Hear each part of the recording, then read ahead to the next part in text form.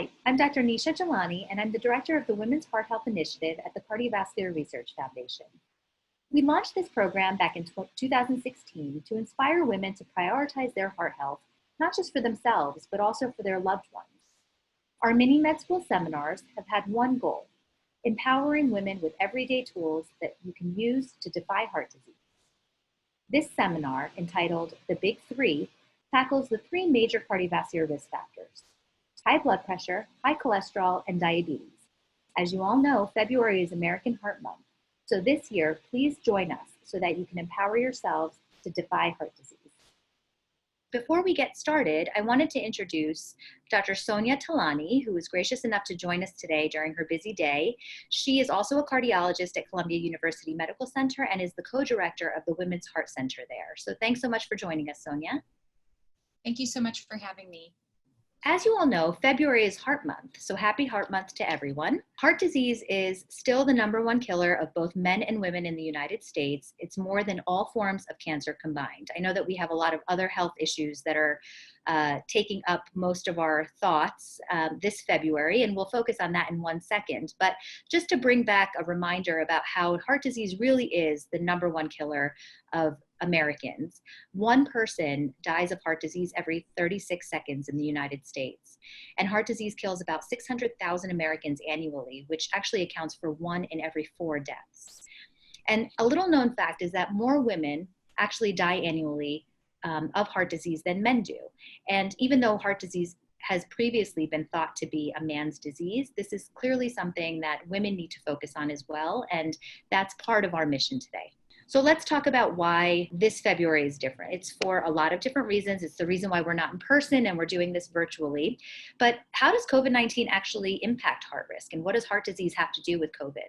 So for people who have heart disease, COVID actually, as we know, COVID affects the lungs. It's a respiratory illness primarily, but that puts a great strain on the heart. And so with people who have underlying heart disease, this can cause much more severe symptoms. It can also lead to greater hospitalizations, greater chance of more severe illness. It's also interesting that people with diabetes and those who were obese had more severe symptoms as well, including increased hospitalizations. And I think that one of the things we learned early on, early 2020, when COVID first started in New York, was that we saw young people who had obesity, who were getting very, very sick. And it looks like obesity was part of their risk. Dr. Talani is actually rounding in the CCU at Columbia now and is seeing a lot of these patients. I wonder, Dr. Talani, do you have any further thoughts on young people who are getting very sick with COVID? I do. I think what it's brought home for me is that as cardiologists, we've always encouraged people to have very healthy lifestyles where they're exercising, they're eating well, and they're maintaining a healthy weight. And I think the one thing we've seen with COVID is that being healthy and having these things helps you with any type of disease, and particularly COVID. So I think, the other thing that really stands out for me is that we're seeing a lot of patients that are younger. And so the fallacy that this is a disease of just older people or just older people are doing poorly is really false. So in this moment, as we're seeing infections rise, everybody, even young people, should be wearing their mask religiously, following social distancing. And when vaccines become available, I encourage everyone to do that. I and our team in the ICU have been vaccinated, and it certainly makes us feel better to know that we have that protection as we're caring for these very sick patients. Absolutely. And I think everybody is more concerned with their parents or their people who are older, but don't just think about age, think about other risk factors. So diabetes, obesity, heart disease are all underlying conditions that can worsen COVID-19 infection and should be vaccinated early. The other thing I get asked about frequently is, okay, I've had COVID, I recovered, but I've heard about this thing called COVID myocarditis. Dr. Talani, do you have any thoughts on COVID myocarditis? I know that this is something I would love to say is rare, but we've actually diagnosed quite a few just in the hospital. Could you explain that a little further? Sure. So I will say I also have seen a lot of patients with this concern. I think that we're really seeing what we think of myocarditis, which is someone really having clear heart problems and their function is affected in really sick hospitalized patients. I think the jury's out on people that are having more mild infections. So I think there have been some studies that have been in big news magazines and newspapers suggesting that like a lot of people are getting myocarditis and they may not notice this, and that they're picking this up on very sophisticated MRIs that they're doing. Truth be told, we don't really know what those findings mean. So, you know, we've never done sophisticated MRI testing on every single person who got influenza, because we've never had a virus where hundreds and thousands of people are getting sick with the exact same thing at the same time. So what I tell people is, you know, to be expected, there's going to be a long time for recovery from this virus, especially if you had significant symptoms. For people who do have chest pain and shortness of breath as part of their COVID infection, it is not a bad idea, you know, if you're not feeling that you're very quickly recovering, to see your cardiologist to be evaluated for this. But I think overall, for most non-hospitalized patients, we are not seeing this in the outpatient setting being a very high frequency event. So switching gears back to what we wanted to focus on, which is 3 major risk factors for heart disease. We have high blood pressure, high cholesterol, and diabetes. And they all fall under the modifiable risk factor category, which means that we can do something about it. Patients or people, anybody who has a healthy lifestyle, as Dr. Talani was alluding to, who take active measures with diet and exercise, can help reverse some of these risk factors.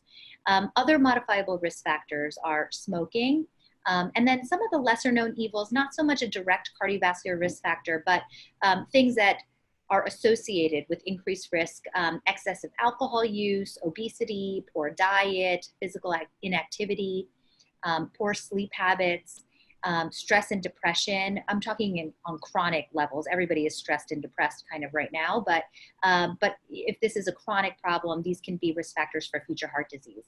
And then there are certain things that we can't change that are risk factors for heart disease, and that would include age, your born sex, male or female. Males are at an increased risk earlier on. Females are at an increased risk later in life, about 10 years after menopause. But again, the risk is there. And like I said, more women die of heart disease each year than men. Genetics or family history is something we can't change, but plays a major role in heart disease risk. And so that's something, if you have a strong genetic predisposition, to see a doctor early and make sure that you're talking about this actively. And then race is, again, something you can't change. But one of the other things that I would say is a non-modifiable risk factor, something you can't really help, are pregnancy complications. So think of pregnancy as nature's stress test. Women who have preeclampsia or eclampsia, women who have gestational diabetes or preterm delivery, are all at an increased risk of future heart disease. And it's just because if you have these problems during sort of the most stressful time on your body, where you're growing another human and all of that, it's likely that you will run into these problems later in life. So those women also need to be more cognizant of their risk and discuss these risk factors with their doctor. So with that, I'm going to hand it over to Dr. Talani, who's going to go over some of the risk factors we want to focus on today. Thank you so much. So let's just get into high blood pressure. We also called this hypertension. So hypertension is really known as the silent killer because we don't really always feel the symptoms. And you can have moderate blood pressure and be doing damage to your kidneys, do damage to your vessels in your brain and to your heart without even knowing it. So how do we categorize blood pressure? Well, normal blood pressure is anything below 120 on the top. We refer to that as the systolic blood pressure, and anything below 80 on the bottom, which is the diastolic blood pressure. So everybody has their own sort of personal goal. So depending on who you are, if you're a young, healthy person, you might be allowed to have a higher blood pressure, which elevated is between 120 and 129 and less than 180. If you have some risk factors like Dr. Jelani spoke about, your goal blood pressure is going to be lower than someone who doesn't have any of those risk factors. So our sort of stage 1 or pre-hypertension, we used to call this, was 130 over 139 on the top, over 80 to 89 on the bottom. Once you get above 140 on the top or above 90 on the bottom, you really are in hypertension stage 2, and much higher than that we consider to be a hypertensive crisis. There have been a lot of studies that have shown us that lower is better. So people who have blood pressures in the 120s over 80s do better than people who are higher than that. But again, what your goal is truly depends on who you are as a person and what your risk factors are. Yeah, that's a great point. I think that a lot of people focus on what the number is, but lower is better. And as long as you're not dizzy, I think there's no issue with having a lower resting blood pressure. But I totally agree with how you said that. It's such an individual thing, like everything that we're going to talk about today. So blood pressure is really hard to suss out sometimes. It's not like cholesterol where you just go in, you get your blood drawn, and your cholesterol is your cholesterol. Because blood pressure is very influenced by your state of mind. Your body has natural reactions that will increase blood pressure. So if you see a bear crossing the road, your blood pressure is going to go up, your heart rate's going to go up. When you have a big meal, your blood pressure goes down because blood is going to your stomach to digest. When you sleep, your blood pressure goes down. So depending on the input that your body is getting, that might influence the blood pressure. So that's why taking your blood pressure and the way you take your blood pressure is very important. So often we'll see patients come to us because they went to the emergency room because they broke their leg and their blood pressure was 200 over 90, and they have been told that they have high blood pressure. So oftentimes that's because they were in pain or something else was going on. Other times it's going to a doctor for the first time and being nervous and having a one-time blood pressure that's very high. Again, that's something we call white coat hypertension. So to try to figure out what your blood pressure is, when you're in the office, we really do like to take more than one blood pressure. So if you were in a trial looking at blood pressure, they would actually make you sit down for 5 minutes, and they would take 3 blood pressures 5 minutes apart while you were seated nicely in a chair with your back well supported, your feet uncrossed on the ground, your arms supported at heart level with a table or whatever you have. A lot of people like to do it at the kitchen table, which is a great place. And then taking more than one blood pressure a few minutes apart. Sometimes we just can't get the information that we need by doing this. Again, sometimes if you're in the doctor's office, you just can't relax. You've got a lot of things on your mind. You're nervous, especially cardiologists I found are pretty scary. I just recently saw a firefighter who says that when he's in a fire, he feels very calm, but anytime he comes into my office, he gets very nervous and his blood pressure is very high, and he has to check his blood pressure at home. And at home, when he follows these nice, directives, his blood pressure turns out to be normal. Importantly for the home blood pressure is also making sure that your cuff size is not too small. So most people will require a large cuff to get checked. But for those people who can't seem to get correct numbers, or there's just too much confusion, even with home monitoring, we often use something called a 24-hour blood pressure monitor. And that's a machine you go home with. It takes your blood pressure about every half an hour while you're awake and every hour while you're sleeping. And what that does is it gives us an average. So everybody's blood pressure spikes. You get a headache, you get a disconcerting phone call or an argument. In that moment, your blood pressure goes up.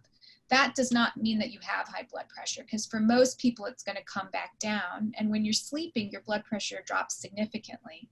So those types of things, white coat hypertension, something called masked hypertension, where you might be normal in the office, but actually high at home, all of those can be determined by a 24-hour blood pressure monitor. So once you've figured out, which is the hardest part, that you might have high blood pressure, what can you do? So we always like to start with lifestyle modifications, again, depending on who you are and how high your blood pressure is. So for people who have low risk and sort of borderline or early stage 1 blood pressure, sometimes lifestyle modifications alone can bring the blood pressure down. So low salt diet, like the DASH diet, is extremely important.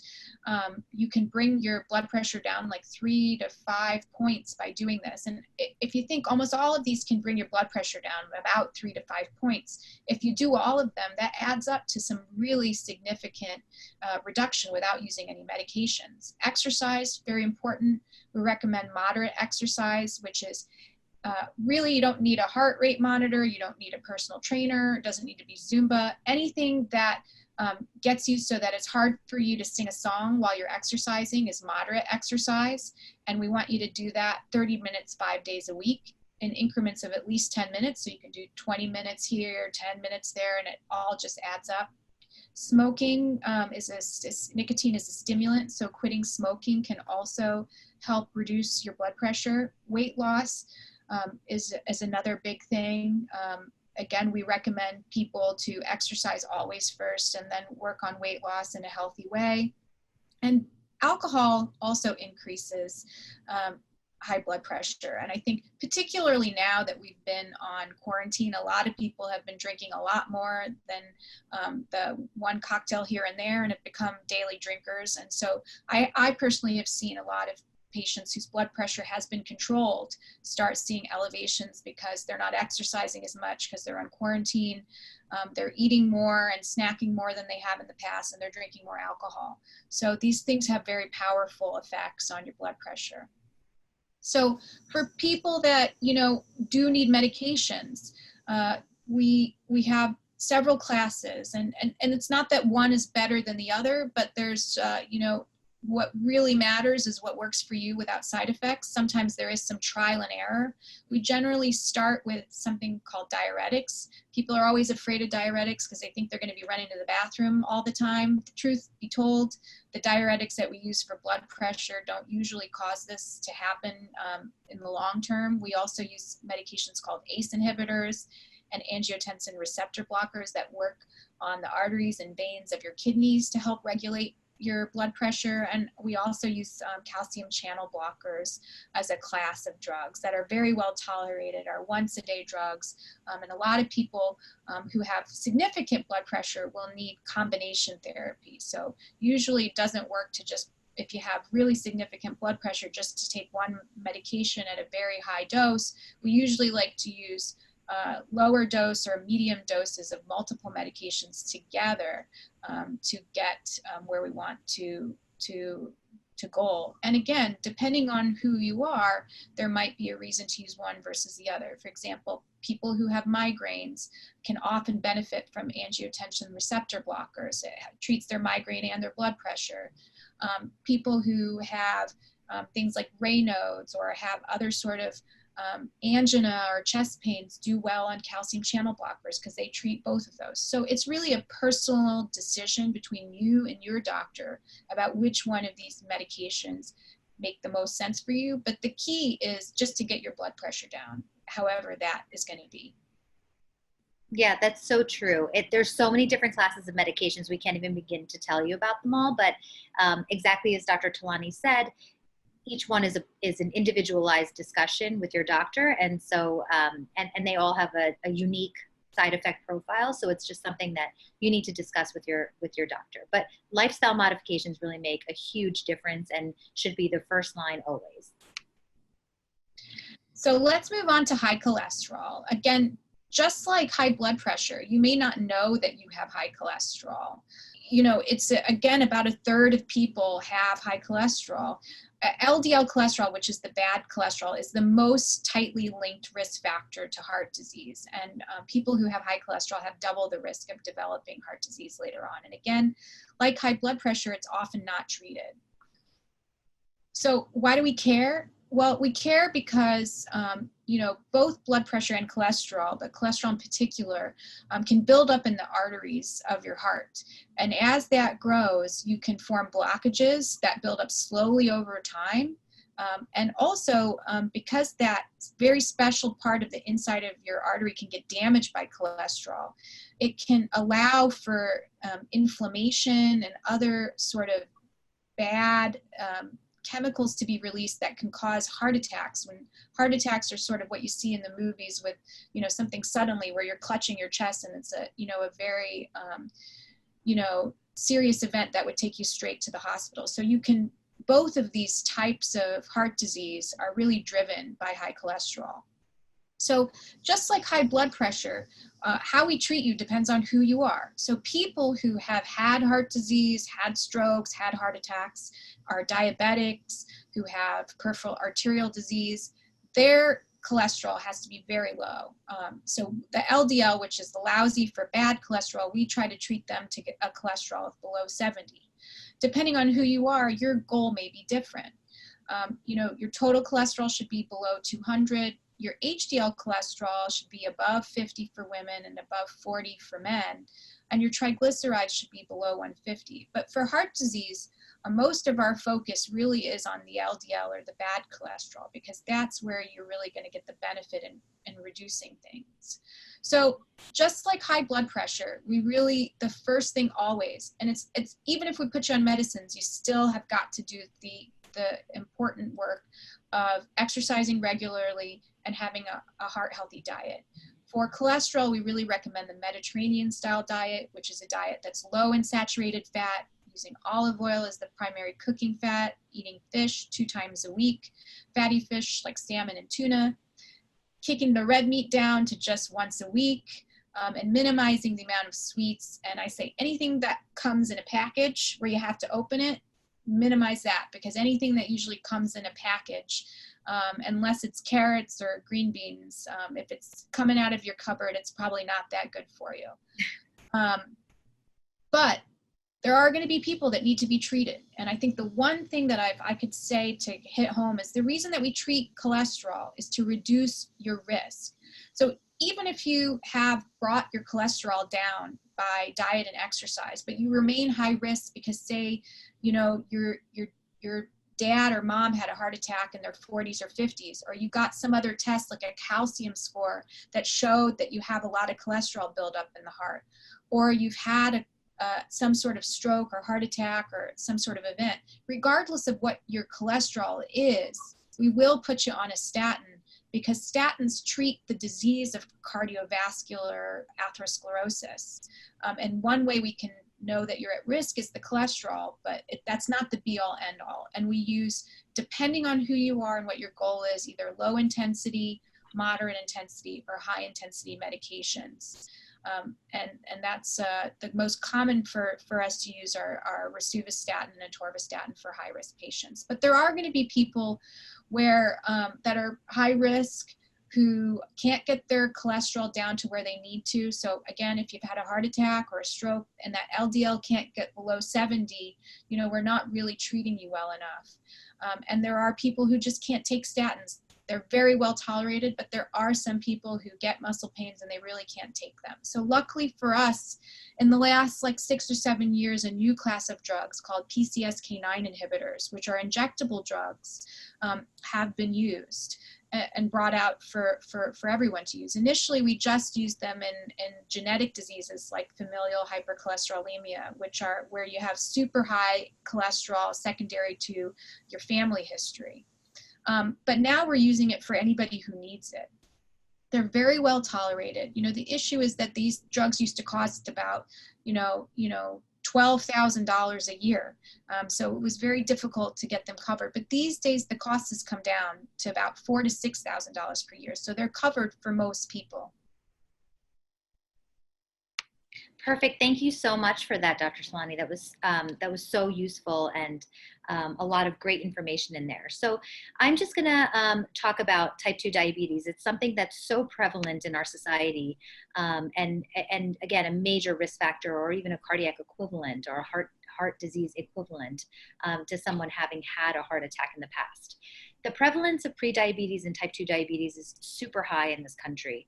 Prediabetes affects about 84 million people. That's more than a third of the US population, and most of them don't even know that they have it. So again, unless you're going to a doctor and getting routine screening with blood tests and all of these other things like blood pressure monitoring, it's so often that you can miss a lot of the major cardiovascular risk factors.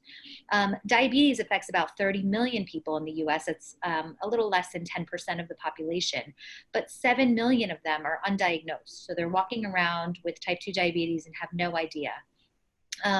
By 2030, the prevalence is expected to rise to almost 55 million Americans. So this is clearly something that's on the rise almost exponentially. And we don't need to talk about more epidemics and pandemics. I don't even want to use that word, but if I was going to, it'd be about diabetes next. 1.5 million Americans are diagnosed with diabetes every year. And again, like I mentioned before, gestational diabetes is a significant risk factor for developing future diabetes.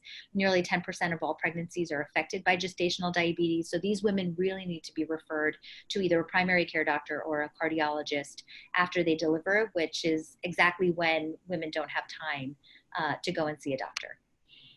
Signs and symptoms of type 2 diabetes, again, it can be just like the theme for today, it can be completely asymptomatic.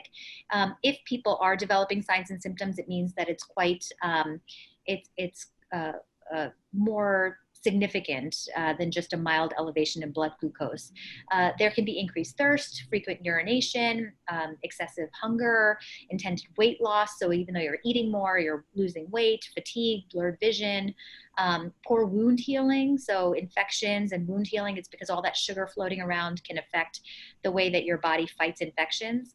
And also areas of darkened skin in the neck or in the armpits. For some people, that's totally normal, but if you develop new darkening in those areas, that might be a time to go and see your doctor. We usually diagnose type 2 diabetes with using a blood test called the hemoglobin A1C. It basically measures the amount of sugar that is stuck to the blood cells. And so since blood cells in our body renew every 3 months, it's a measure of the blood glucose levels over the past 3 months. So it doesn't matter if you had nothing that morning or if you had pancakes and syrup and, 3 bananas. It doesn't matter. It just means that over the past 3 months, this is your average percentage of glucose stuck to your blood cells. And it's not correlated to any percentage that you can think of rationally, but it's just a number cutoff. So less than 5.7 is considered normal. 5.7 to 6.4 is considered pre-diabetes, and then 6.5 or above is considered diabetes. And the first line therapy is healthy diet and exercise. Particularly for diabetic patients, it's low in processed carbohydrates. So anything that's white rice, white flour, white bread, white pasta, and again, anything that's in a package or processed is going to be bad for you. A diet high in vegetables and fiber is going to be good for you. We could spend a whole hour talking about just this topic, but those are the general pearls. And then in the US, metformin is the first line therapy because it's been around the longest, it's very well tolerated, minimal side effects. And so that is the first line therapy in the US. It's different in Europe where they actually go based on cardiovascular risk. And that's what I'm about to talk about now.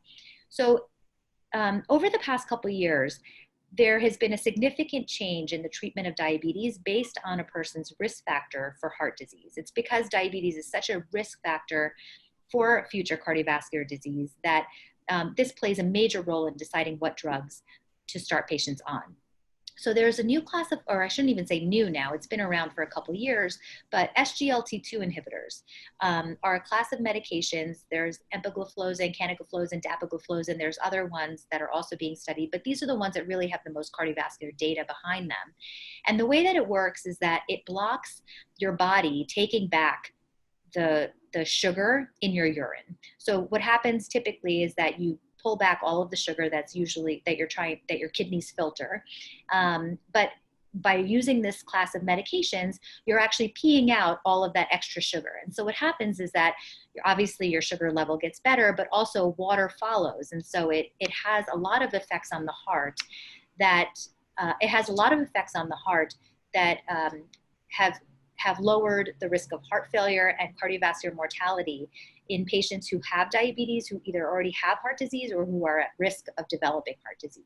There's actually a lot of push to actually look at these drugs without diabetes effects, just looking at them as cardiovascular drugs themselves. But that's, again, a topic for another day. And then another class of medications that's been approved for people who are at risk for or who have heart disease is the GLP-1 receptor agonists. Now, I will admit that these are not as widely used by cardiologists. They're used a lot by the endocrinologists and the primary care doctors, but despite all of their benefits for the heart, which in particular, the studies have shown that they reduce major adverse cardiovascular outcomes, which is basically all the bad stuff that you don't want to have happen: heart attack, stroke, death, and also can significantly reduce strokes in patients with diabetes and heart disease. The issue is that they're injectable. So sometimes we don't feel as comfortable prescribing them, but this is definitely something that you should talk to your doctor about. They're either daily or weekly injections. The great thing about this class of drugs is that it doesn't matter if you have kidney disease. This can be used in patients with any type of kidney function. And it also significantly reduces weight loss. So again, like the other class of medications I talked about are being studied as just heart drugs. This class of medications is actually being studied as just obesity treatments. And actually one of them is used as an obesity drug at a different dose and is as effective as bariatric surgery in some cases. So again, this is a very individualized process with a discussion between a patient and their doctor to see which class of medications is the best. But I did want to mention both the GLP-1 receptor agonist, which kind of tricks your GI tract into believing that, or acting the same way as it would if it was to eat a heavy meal. And so it works on your brain and your heart and your stomach and your liver in all these different ways. And the great thing about both of these classes, both the SGLT2 inhibitors and the GLP-1 receptor agonists, and just, again, discuss this with your doctor, but the great thing is that they can't cause low blood sugar for the most part. And so in patients who are newly diagnosed with diabetes and are on metformin and have some risk, these are really drugs that you want to talk to your doctor about, because there's a lot of data coming out that this is, and cardiologists in particular are very excited about this. So wrapping up, again, the themes that we wanted to impart to all of you is that high blood pressure and high cholesterol are pretty much asymptomatic unless they're screened for by routine visits with your doctor. And also that diabetes may have some symptoms, but if you have symptoms, it means that you're frankly diabetic and that you may run into complications. But there are millions of people who have diabetes and millions of people who have prediabetes who are living with it and have no idea. So this is, unless you go to a doctor, there's no way of knowing that the 3 major cardiovascular risk factors are present or not. And the role of family history, I know we didn't want to focus on that for today, because again, you can't help it. We want to give you something, we want to empower you with things that you can do to change your risk. But the role of family history is significant. And so we can't control the genetics, but again, studies have shown that if you live a healthy lifestyle, even if you have the worst genetic profile ever, if you live a healthy lifestyle, you can really start to reverse that risk in a significant way. And same goes the other way around. People who have very good genetics, every family member lived until they were 110 and, and looked like they were 70. It doesn't change the effect of lifestyle habits. So again, the key message is that this is a very individualized approach that should be discussed between a patient and their doctor. And if you think you're at risk, you need to discuss that risk with your doctor early and often.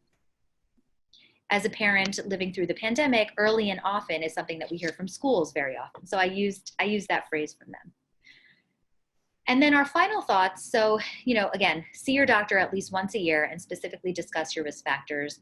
Healthy lifestyle habits are first-line treatment for everything, specifically for the big 3.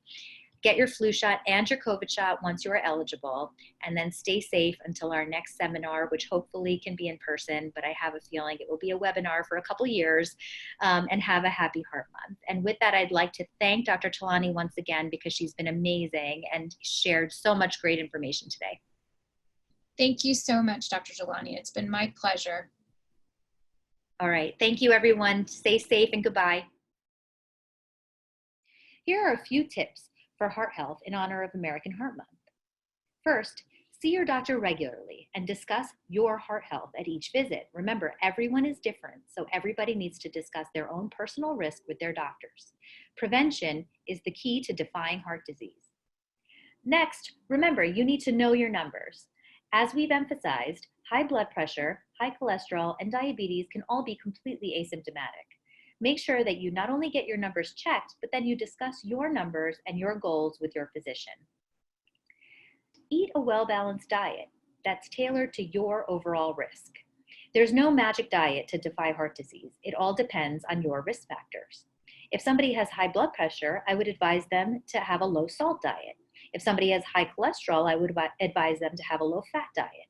So in general, eat real food. That means buy fresh food from the grocery, cook it yourself, and don't eat a lot of processed food with saturated fat. Drink plenty of water. It really does do miracles. Remember to stay active. 30 minutes a day can do wonders. That's all it takes, just 30 minutes of walking with a purpose. Anything that gets your heart rate up. And lastly, please don't smoke. It's the worst thing you could do for your health. And the biggest thing that I hope you take away from this program is to share what you've learned with your loved ones. We are all in this together. Please stay tuned for future programs. We'd love to see you.